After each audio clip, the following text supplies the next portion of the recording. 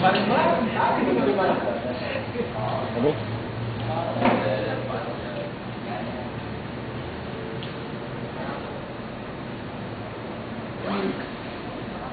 afternoon for everyone. Ang topic ko tungkol sa autistic. Autistic. What is autistic for you? What do you think about autistic? Sometimes we thought that they are idiots, or we think that we don't have a good conversation with them. Autism is a mental disorder originating in infancy that is characterized especially by inability to interact socially, repetitive behavior, and language disorder. May mga autistic na tinatawag natin sa autistic savant.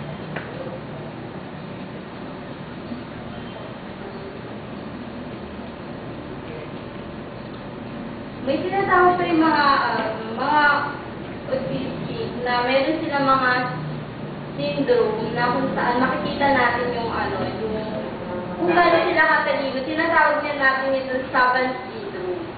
Na kung saan makikita natin yung meron silang very high IQ level na makikita natin sa kanila na once na nag-create sila ng isang bagay, andun sa kanila yung parang mamamangha tayo sa kanila na makikita natin, wow, ang galing naman nila, hindi natin makikita sa mga natural people. Pagkatapos,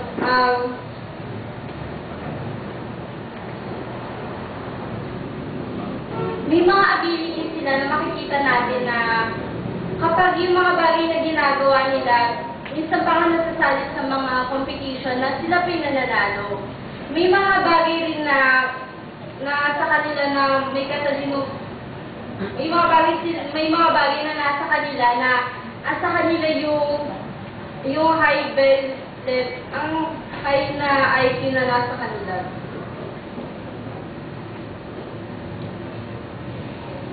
May mga famous na autistic na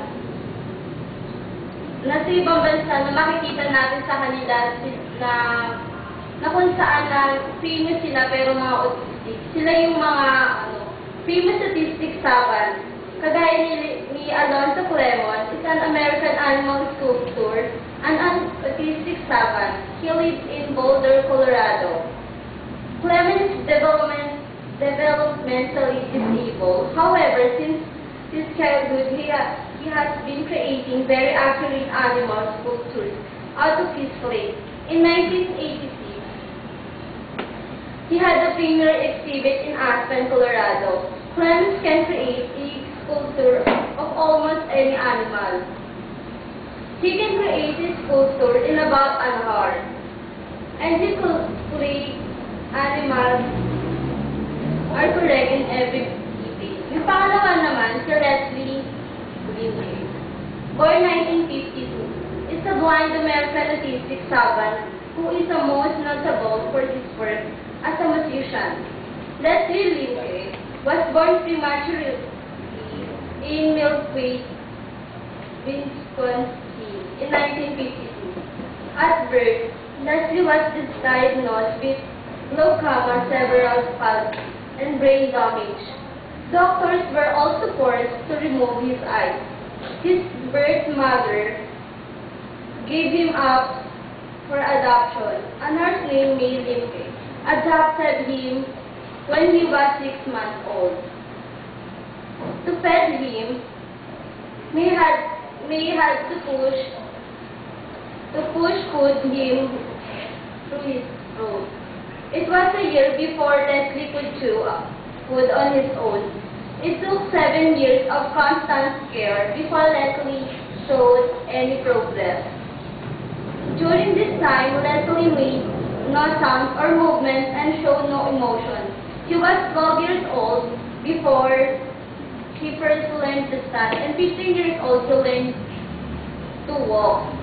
When he was 16, May found Leslie playing Piano Concerto No. 1 during the middle of the night.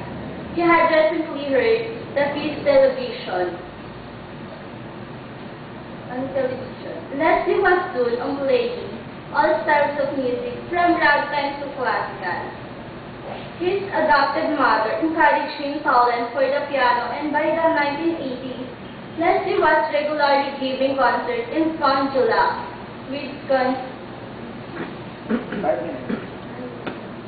His newfound fame gained him invitation to various television shows at CBS Man's Alive, hosted by Rob Von Steele. CBS Evening News 60 Minutes, and That's Incredible.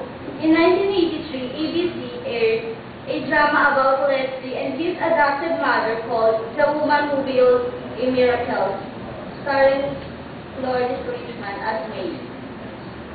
Leslie has toured the United States, Scandinavia, and Japan, but also gave 3 concerts on various occasions. He is quite animated when he plays. May makikita tayo sa mga taong ito na kung saan makikita natin sa kanila na yung katangian nila na kahit isa silang mga autistic. Andun yung may wisdom sila, ang great ng wisdom nila. Tapos, although na may ganun silang karamdaman, parang malaki pa rin contribute nila sa mundo din natin na nakapagbibigay sila ng mga nadilikha nila sa pamagitan ng mga gawa nila. May makikita tayo dito ng mga symptoms ng isang autistic.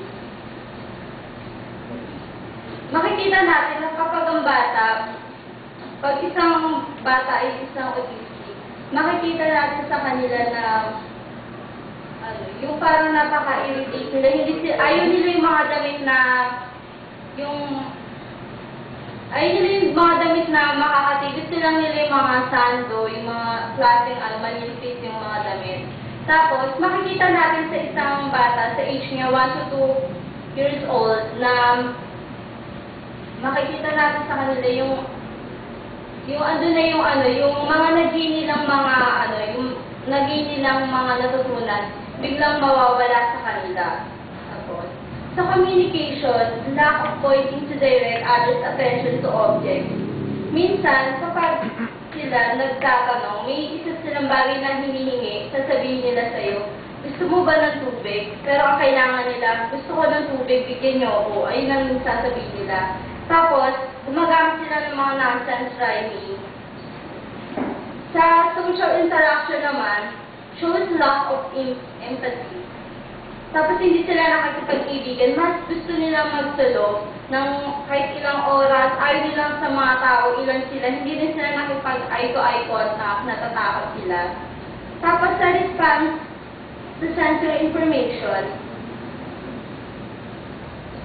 ayaw nila yung mga maiingay. Once nakapag sa normal noise na naririnig nila, tatakpan nila yung tenga, gaganyan nila sa kanilang tenga. Ayaw nila ng sobrang ingay.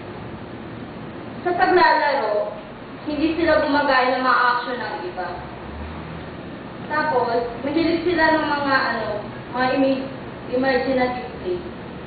Sa behavior, mahilig sila sa mga paulit-ulit na ginagawa nila. Halimbawa, yung mga repetitive movements. May sila sa mga bagay na mahilig nila kalutusin, yung parang gusto nila lang nandun. Tapos, minsan din, sila yung mahilig kumain ng mga commercial, tapos mag-memorize, magsalita mag-isa, mas gusto nila mag-solo yung ganun.